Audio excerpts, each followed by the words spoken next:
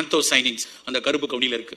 புற்றுநோயை தடுப்பதற்கு. இதுக்கு முன்னாடி போட்ட ஒரு வீடியோல கருப்பு கவுனி அரிசியில தயிர் சேர்த்து கஞ்சி பண்ணியிருந்தேன். அந்த வீடியோல நிறைய பேர் குழந்தைங்களுக்கு கொடுக்கலாமா, கேன்சர் பேஷண்ட் சாப்பிடலாமா, தயிர் சேர்க்காம எப்படி பண்றதுன்னு கேட்டிருந்தீங்க. சோ தயிர் சேர்க்காம குழந்தைங்களுக்கு கொடுக்குற மாதிரி ஸ்வீட் எப்படி பண்றதுன்னு பார்க்கலாம். ஃபர்ஸ்ட் கவுனி அரிசியை கழுவி காய வச்சு வறுத்து பொடி பண்ணி எடுத்து வச்சுக்கோங்க. இந்த பொடியை ஒரு டப்பால போட்டு வச்சுட்டு நீங்க ஒரு வாட்டி கஞ்சி பண்ணும்போது யூஸ் பண்ணிக்கலாம். இப்போ நான் 1 கப் கவுனி அரிசி பொடிக்கு 4 கப் தண்ணி சேர்த்திருக்கேன். கவுனி அரிசி நல்லா வெந்து கெட்டியான ஒரு பதம் வர வரைக்கும் நம்ம கிளறி விட்டுக்கலாம். ஒரு மிக்ஸி ஜார்ல கொஞ்சம் தேங்காவும் அதோட 2 ஏலக்காவும் சேர்த்து நல்லா அரைச்சு அதோட பால் எடுத்து வச்சுக்கோங்க. கவுனி அரிசி நல்லா வெந்ததும் நம்ம எடுத்து வச்சிருந்த தேங்காய் பால் அதோட சேர்த்து நல்லா கிளறி விட்டுக்கோங்க. உங்களுக்கு கஞ்சி எந்த பதத்துக்கு வேணுமோ அந்த அளவுக்கு தேங்காய் பால் சேர்த்துட்டு தேவையான அளவு நாட்டு சர்க்கரை இதுல சேர்த்துக்கோங்க. நான் இன்னைக்கு UAIR ஆர்கானிக்ஸோட நாட்டு சர்க்கரை தான் இதுல சேர்த்திருக்கேன். ஃபைனலா ஒரு கொதி வந்ததும் ஸ்டவ் ஆஃப் பண்ணிட்டு உங்களுக்கு விருப்பமான வெஜிடபிள்ஸ் இல்ல நட்ஸ் எதுனாலும் நீங்க மேல தூவி சர்வ் பண்ணுங்க. டேஸ்ட் சூப்பரா இருக்கும். அண்ட் இது குழந்தைங்களுக்கு கொடுக்கும்போது அவங்களுக்கு அந்த டேஸ்ட் ரொம்ப பிடிக்கும். அண்ட் சத்தான ஒரு சாப்பாடு அவங்க சாப்பிட்ட மாதிரி இருக்கும். சோ இந்த வீடியோவை சேவ் பண்ணிட்டு உங்க ஃப்ரெண்ட்ஸ் அண்ட் ஃபேமிலிஸ்ல ஹெல்தியா இருக்கணும்னு ஆசைப்படுறவங்களுக்கு ஷேர் பண்ணுங்க.